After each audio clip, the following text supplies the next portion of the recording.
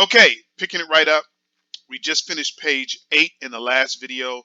We're going to continue on with the analysis of the federal charges that the United States of America has against R. Kelly. We're on page 9, and I'm just going to continue reading.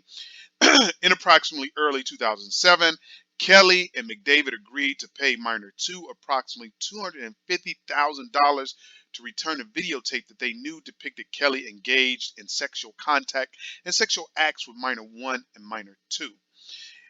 In approximately 2007, Kelly and McDavid paid minor 2 and individual C approximately $100,000 in exchange for their efforts to return Kelly videotapes that they knew depicted Kelly engaged in sexual contact and sexual acts with minor 1 and minor 2. As a condition of being paid money for returning the videotapes that depicted Kelly engaged in sexual contact and sexual acts with minors, Kelly and McDavid directed minor 2, individual B, and individual C to take a polygraph examination regarding whether they had returned all the copies of the videotapes. Let's slow down here. So right now I'm starting to see different people come into the play or come into play. So already we have individual C.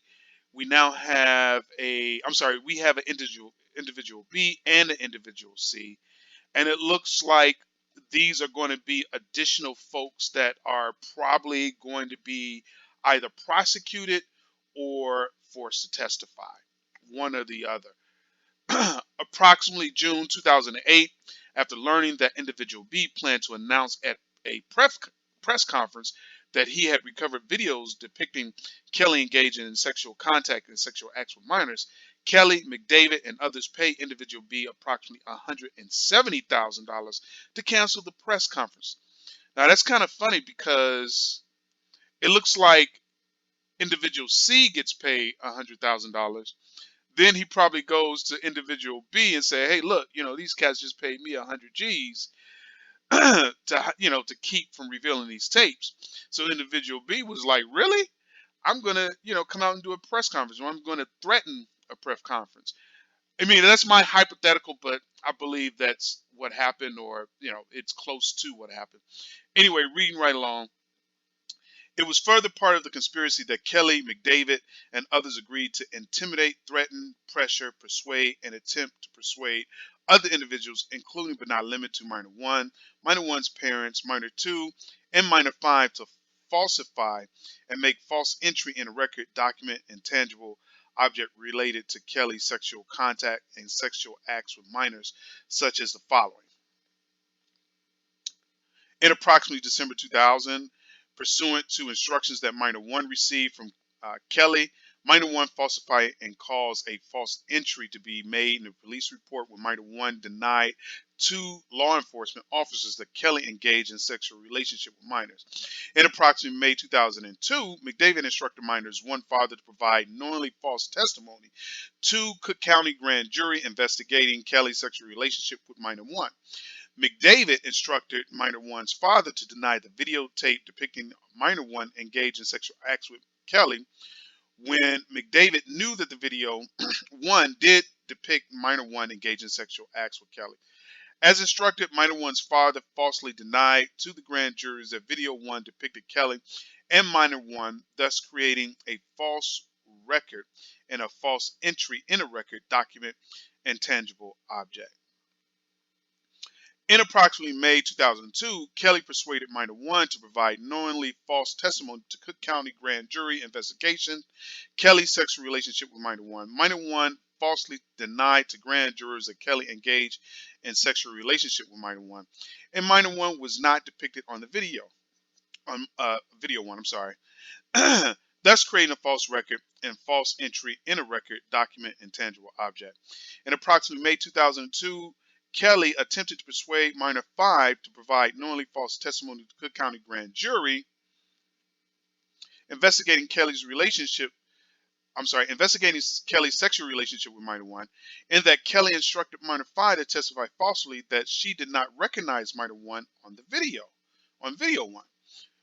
On or about July 26, 2007, Kelly and McDavid directed that minor 2 meet with a lawyer and that minor 2 falsely denied that minor 2 and Kelly ever engaged in sexual acts together with minor 1, and minor 2 when Kelly and McDavid knew that Kelly had engaged in sexual acts together with minor 1 and minor 2. As Kelly and McDavid intended, a false record document and tangible object was prepared based on minor 2's false statement. It was further part of the conspiracy that Kelly, McDavid, and others agreed to intimidate, threaten, pressure, persuade, and provide benefits and money to victims, victims' family members, witnesses, and others to ensure that they would destroy, conceal, cover up, falsify, and make false entry in the record, document, and tangible object, and continue to abide by previous false statements and entries in such items relating to Kelly's sexual contact with sexual acts with minors, such as the following. In approximately January and February 2002, Kelly and McDavid caused minor 1's parents to travel to foreign countries to make them unavailable to law enforcement investigating minor 1's sexual relationship with Kelly and Video 1.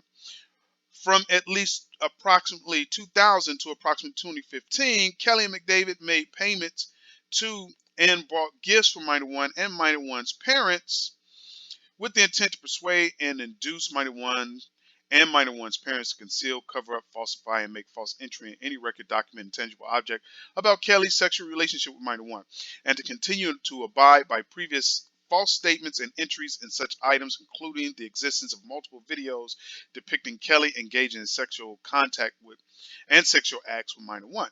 Between approximately January 2014 and approximately October 2015, Kelly caused monthly payments to be made to minor 1 via the Kelly business, many of which contain settlement in the transaction line or something similar. Kelly made these payments to ensure that minor 1 continued to abide by their prior false statements regarding Kelly's sexual relationship with minor 1, and to ensure minor 1 continued to conceal and cover up the existence of multiple videos depicting Kelly engaged in sexual contact and sexual acts with minor 1. In approximately 2014 and 2015, McDavid received payments from Kelly relating to the services he provided to protect Kelly's image, reputation, and assets in the face of actual and potential criminal and civil actions by individuals who were victims of sexual misconduct by Kelly, including services that McDavid provided to falsify and create false entry in a record, document, and tangible object, and services that McDavid provided to conceal and cover up evidence of Kelly's sexual contact and sexual acts with minors. It was further part of the conspiracy that Kelly used physical abuse, violence, threats, blackmail, and other controlling behaviors against victims so that Kelly could maintain control over them, prevent them from providing evidence to law enforcement, and persuade them to continue to abide by prior false statements relating to Kelly, sexual contact, and sexual acts with minors and videos of such conduct. It was further part of the conspiracy that Kelly, McDavid, Individual A, and others concealed and hid and caused to be concealed and hidden the existence of and acts done in furtherance of the conspiracy. Overt acts in furtherance of the conspiracy and to accomplish the objectives in the conspiracy. Defendants have committed one or more overt acts in the Northern District of Illinois, Eastern Division, and elsewhere, which overt acts included, but were not limited to, the following. In approximately March or April 2007, McDavid, on Kelly's behalf, received from minor 2 and individual C a videotape that McDavid and Kelly knew depicted Kelly engaged in sexual contacts and sexual acts with minors 1 and minor 2. In approximately March or April 2007, McDavid, on Kelly's behalf, brought minor 2 and individual C to a polygraph examiner and directed that minor 2 and individual C take polygraph examinations regarding whether they were additional copies of the videotapes that minor 2 and individual C had returned depicting Kelly engaged in sexual contacts and sexual acts with minors 1 and minor 2. In approximately September 2008, Kelly caused a Base Production Ltd. check signed by McDavid to be issued to minor 1's father, payable to the amount of $30,000. In approximately August 2013, Kelly caused Base Production Ltd. to transfer title of GMC Yukon Denali to minor 1. In approximately September 2014, Kelly caused a wire transfer in the amount of $80,000 to be paid to McDavid through his firm Winkler and McDavid Ltd. In approximately October 2014, Kelly caused a RSK Enterprise LLC check to be issued to Minor One payable in the amount of $1150 with the notation personal RK in the memo line. In approximately October 2015, Kelly caused a wire payment to be made from RSK Enterprise LLC to Minor One payable in amount of $1150 with the notation settlement payment, although the payment was not made pursuant to a settlement with Kelly. In approximately December 2015, Kelly caused a wire payment in amount of $100,000 to be made from RSK Enterprise LLC to agents of McDavid on McDavid's behalf, all in violation of Title 18, United States Code, Section 371. So 371 is one of the codes that we've already covered, so no need to cover that again. Moving right along. Count 6, the special May 2019 grand jury further charges paragraph 1, 3, 4, 5, 6, 7E, 8D of count 5 are incorporated here, beginning in or around August 2001 and continuing to in or around April 2007 at Chicago in the Northern District of Illinois, Eastern Division, and elsewhere. Robert Sylvester Kelly, also known as R. Kelly, Daryl McDavid, Milton Brown, also known as June Brown, defendants herein did knowingly conspire with each other, individual A, individual B. Now we have an individual A. I can't remember. This is a really long document. I can't remember if individual A was mentioned ahead, but now we have a individual A, an individual B, and individual C. So let's see what individual A is accused of doing. And again, these individuals are going to end up either being in one or two categories, in my opinion. They're either going to end up testifying to save their own skin, or they're going to end up being prosecuted, right?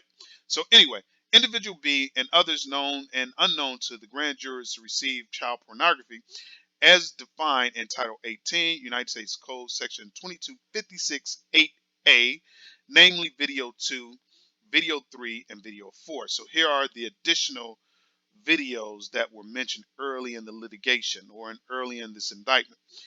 That has been mailed and shipped and transported in interstate foreign commerce by any means in violation of Title 18, United States Code 2252 AA2 and B1. So you know what, guys, let's just go ahead and stop this here. I feel like this is a really good place to stop. So we are on count 6. We just finished count 6, and on page 16, this seems like a really nice time to end this video, and see you in the next video.